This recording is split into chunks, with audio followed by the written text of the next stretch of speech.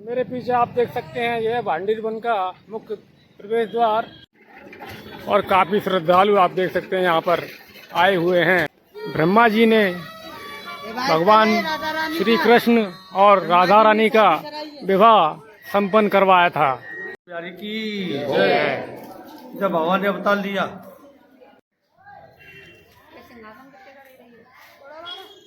सभी कुंडों का जल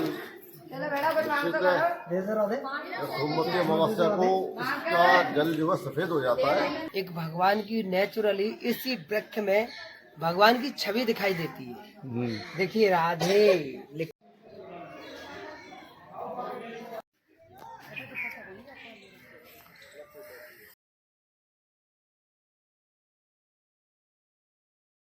राधे राधे राधा साध्यम राधे राधा। मेरे पीछे आप देख सकते हैं, यह भांडीर वन का मुख्य प्रवेश द्वार।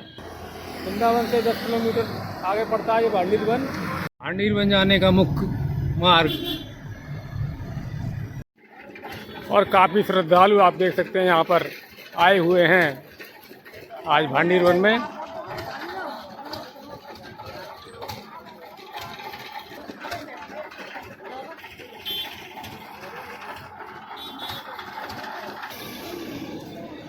ये है भांडीर वन, ये है भांडीर वन।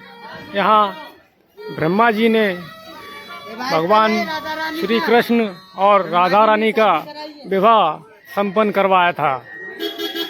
भांडीर वन की ऐसी मान्यता है कि जब ब्रह्मा जी ने भगवान श्री कृष्ण और राधा रानी का विवाह संपन्न करवाया था, तो वही जीव यहाँ पर प्रवेश कर पाता है जो कि उस समय विवाह में शामिल था।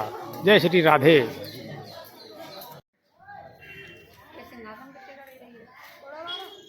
यहाँ मैं पुनः आपको बता दूं, ये भांडीर वन के स्थान में जो प्रमुख मंदिर है, यहाँ के बारे में जो प्रचलित कथा है संक्षेप में आपको बता देता हूँ।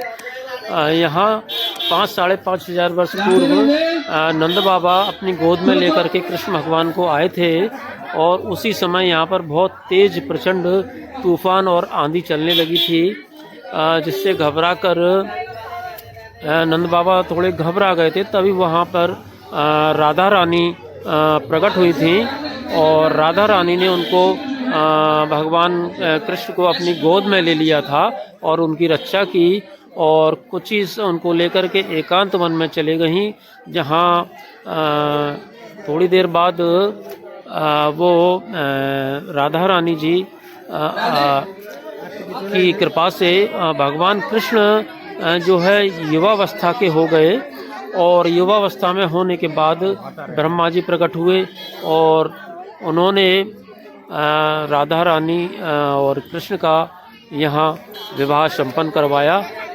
हम चलते हैं आगे के मंदिर के अंदर। प्यारी की जय। जब भगवान ने अवतार लिया और गाय चराने को आए तो पहले दिन यहीं आई। जब भगवान गाय चराने को आते थे तो कंस जो नए नए राक्षस भगवान को मारने को भेजता था। कंस ने बच्छासुर नाम का राक्षस भगवान को मारने को भेजा। बच्छासुर जो गाय का बछड़ा बन के भगवान की गाय में मिल गया, भगवान ने उसको मार दिया। सखा बोले कन्हैया तेरे बछड़ा मार दूँ तू हत्यार है कर। भगवान बोले तो मैं क्या करूँ कि तू जो सभी तीर्थ का स्नान कर। तो सामने कुआं है, भगवान ने उसे बंसी से प्रकट किया। उसमें विराजमान हुए सभी तीर्थों ने अपना रूप धर के भगवान को स्नान कराया। तो इस कुएं में सभी तीर्थों का जल है। उसके बाद जितने तीर्थ थे, जितने ब्रजवासी थे, सबको भगवान ने भंडारा से गौदान किया। क्या गौ सेवा का भंडारे का गौदान का विशेष फल होता है। जो सोमवार की अमावस्या होती है, इस कुएं का पानी सफ़ेद हो जाता है। जो औरतों के बच्चे जो होते हैं गर्भ खंडित हो जाते हैं, वो आकर के स्नान करें, मंदिर में मनोकामना बोले तो संतान की प्राप्ति होती है। दूसरी लीला राधा कृष्ण विवाह की। ज़्यादातर भक्तों को पता नहीं राधा कृष्ण का विवाह हुआ था। पता क्यों नहीं, भागवत सुनते हैं तो भागवत में इस बात का कोई उल्लेख नहीं आता है। लेकिन हमारे और शास्त्र में ब्रह्म वैवर्त पुराण में पद्म पुराण आदि में दिया हुआ है कि जब भगवान कृष्ण प्रकट हो गए तो नंद बाबा भगवान कृष्ण का नामकरण करा रहे थे अपने विरोध गर्गाचार से। गर्गाचार ने भगवान कृष्ण के 27 नाम रखे, उनमें 17 नाम राधा के ऊपर रखे। सबसे पहला नाम रखा राधा वल्लभ। नंद बाबा बोले गुरुदेव राधा कौन है जो तुम मेरे लाला के नाम के राधा शब्द जोड़ रहे हो? गर्गाचार्य बोले भैया जी आदि शक्ति है, वृषवान की बेटी या को नाम राधा है। कि वृषवान की बेटी का नाम राधा है कि हाँ। तो गुरुदेव एक बात बताओ, वृषवान ने मेरे लाला की सगाई तो कर दी है, ब्याह करेगो कल करेगो। अभी तो मेरा लाला 16 तरह का हुआ है, जब 17-18 वर्ष को जा जो भी तो विवाह करूँ कहीं ऐसा हो जो अपने बाधाते मुकर जाए। गर्गाचार्य बोले भैया तेरे बेटा का विवाह राधा के संग में होगा और भांटे बन होगा, वह विवाह में न तू होगा न वृषवान होगा, ये तो देवतर के मध्यम होगा। नंद बाबा बड़े खुश हुए। भगवान कृष्ण हो गए थे 2.5 वर्ष के। फागुन का महीना था, शुक्ल पक्ष की दोष थी। नंद बाबा गाय चरा रहे थे, तभी दोपहर को एक आंधी तूफान आया, वर्षा हैवी लगी, इतनी तेज हवा थी पेड़ की डालियां भी टूटने लगी। नंद बाबा घबरा के लाला को लेके कहाँ जाऊँ। इसी तरह से वर्षा होती रही, तो मैं शाम को घर पहुँचूंगा या न पहुँचूंगा। घर नहीं पहुँचे थे, अब बालक को कहाँ रखूँगा। तभी उनके सामने राधे जी प्रकट हुई। राधे जी प्रकट हुई किशोरी के रूप में। नंद बाबा बोले आओ किशोरी जी। राधे का किशोरी नाम का यही हुआ, वो भी नंद बाबा ने किया। आओ किशोरी जी, मैंने आपको पहचान लियो है, आपकी धरोहर मेरे पास है, यहाँ ले जाओ और अपना मनोरथ सिद्ध करके लाला कुशल पूर्वक यशोदा मैया पास पहुँचा दियो। राधे ने भगवान को गोदी में लिया, गोदी में लेकर के यहाँ आई। यहाँ आते भगवान कृष्ण भी किशोर हो गए। तभी भगवान की लीला थे, यहाँ पे मंडप प्रकट हुआ हो, जहाँ की परिधि जो है 1 मील विकसित है। 1000 खम्भा लगे हुए हैं, रत्नमणि से सुशोभित है। बीच में सिंहासन बने हुए हैं, वह भी सोने का है। सिंहासन पर चढ़ने के लिए 7 सीढ़ी लगी हुई है। राधा कृष्ण को सिंहासन पर बिठाला। तभी ब्रह्मा जी आ गए। ब्रह्मा जी और राधा कृष्ण से पूजा कराने का लगा दिया।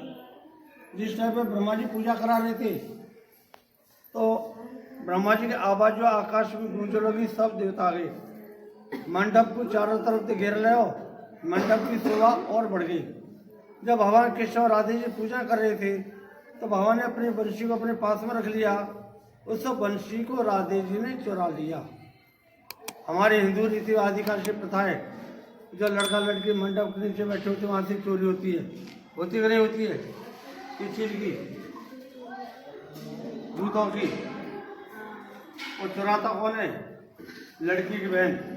तब राधा जी की कोई बहन नहीं थी, और भगवान ने 11 वर्ष तक जूता पहने नहीं। जब जूता नहीं पहने, जूता चोरी होती कहाँ से? राजा ने बंसी को चुरा लिया। ब्रह्मा जी ने कन्यादान किया, यज्ञ कराए, फिर कराए। लास्ट में क्रिया होती है लड़की के मांग में सिंदूर भरने की। जो तो लड़की के मांग में सिंदूर नहीं भरा जाता, विवाह मान लेने होता है। तो ब्रह्मा जी बोले प्रभु राधे जी की मांग में सिंदूर भरो। बाबा ने राधे जी की मांग में सिंदूर भरा। तो ये दर्शन से विवाह के दर्शन है। बाबा राधा जी के मांग में सिंदूर भरते हुए पूरे संसार में एक ही मंदिर है जिसमें बंशी नहीं है। सभी जगह दर्शन करोगे बंशी हो जाते हो, करोगे बंशी नहीं है। क्यों? कि बंशी तो राधे जी चुरा ली। जैसे ही बाबा ने राधे जी मांग में सिंदूर भरा, ब्रह्मा जी ब्रह्मलोक को चले गए, देवता देवलोक को चले गए। मंडप जहाँ से प्रकट हुआ था वो वहीं पृथ्वी समा गया। राधा कृष्ण अकेले रह गए। सबसे मुख्य लीला एक दिन की बात है, भगवान और राधे किसी पेड़ के नीचे बैठे हुए थे। भांडीर बिहारी लाल की जय हो। तो आपने सुना पंडित जी के मुख से भांडीर वन की लीला। वन में त्रिवेणी कूप है, यहाँ सभी कुंडों का जल सोमवती अमावस्या को इसका जल जो है सफेद हो जाता है। यहाँ आना बड़ा ही पुण्य का काम है। इस कूप में खास बात यह है कि इसके जल से हाथ पैर धोना मना है। आप आचमन कर सकते हैं, स्नान कर सकते हैं, और हम लोग सभी मनोकामनाओं की यहाँ पर सोमवती अमावस्या को पूरी होती है। जय श्री राधे। जय श्री राधे। सभी नदियों का संगम भी तो है यहाँ पर। कुंड है, उनका संगम है यहाँ। हाँ। तो ये है यहाँ का भांडीर वन का त्रिवेणी कूप। देखिए आप, सोमवती अमावस्या को यहाँ का कुएं का पानी बिल्कुल सफ़ेद हो जाता है। और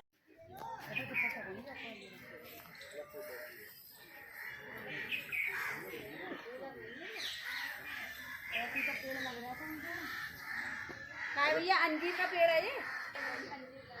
तो आप मेरे सामने जो मंडप देख पा रहे हैं, ये वही मंडप है। यहाँ पर ब्रह्मा जी ने भगवान श्री कृष्ण और राधा का विवाह संपन्न करवाया था।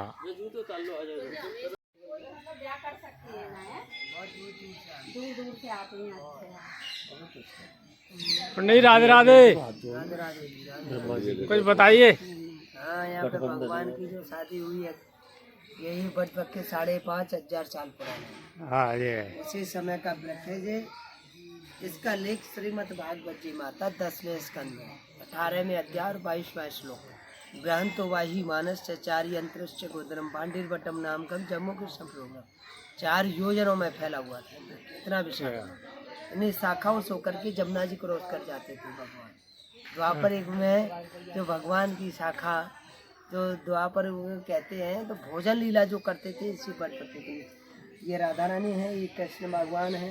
यहाँ पे गठबंधन हो रहा है, जयमाला हो रही है। उधर कुछ बताओ। देखो यहाँ पे जैसे हाँ, एक भगवान की नेचुरली इसी वृक्ष में भगवान की छवि दिखाई देती है।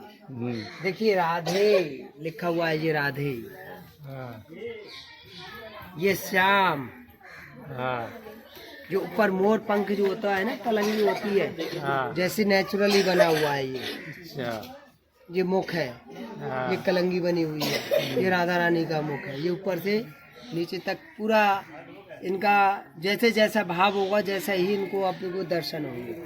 ये गुफा बनी हुई है। ये किसी ने है ना, हाँ, ये नीचे लिखे बना ली मैंने। ये गुफा है। देखो, ये वही बट वृक्ष है। यहाँ पर भगवान श्री कृष्ण और राधा रानी का विवाह ब्रह्मा जी ने संपन्न करवाया था। देखिए आप।